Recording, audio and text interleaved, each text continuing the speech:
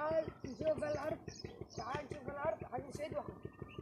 قلنا يا شيخ ما هوش وقت الأراضي، أرض أنت حانب لك أنت والأراضي. الآن ذا أخي قتلوه وأنت حانب لك أنت والأراضي. يلا. حسبنا الله ونعم الوكيل. صاحبه قتله بالغلط وهم أسرة فقيرة من بين أيدي الدين، زادوا وفوها القاتل هرب.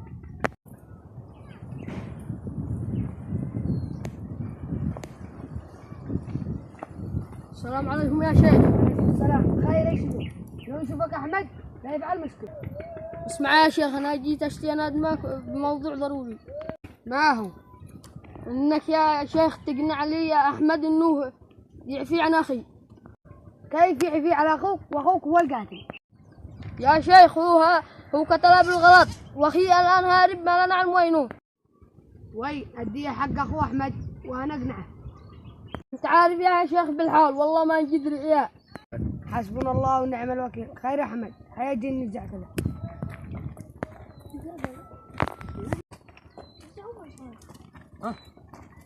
خير يا شيخ، وهذا ما الداعي يفعل في قريتنا. جاي يطلب العفو لاخوه وانت داري ما هو حق مشاكل ولا حق محاكم.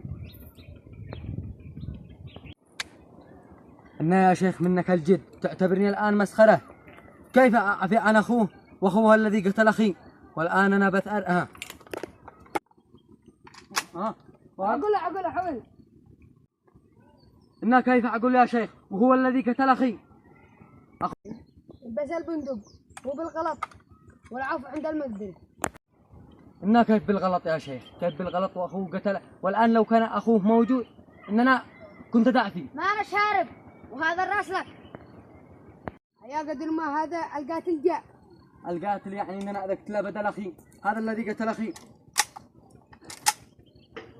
أنت أخبر والعفو يتكلم الله والكتاب. ابروك دس. وأنا الآن والله لا أخذ بثار أخي.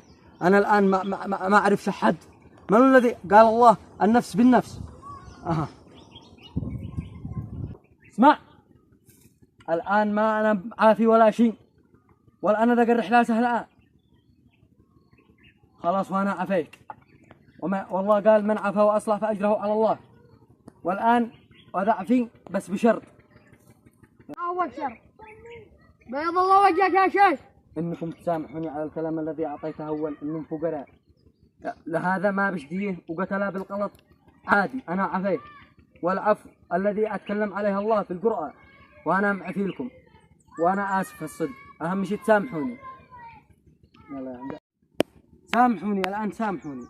سامحك الله. لا يا ابن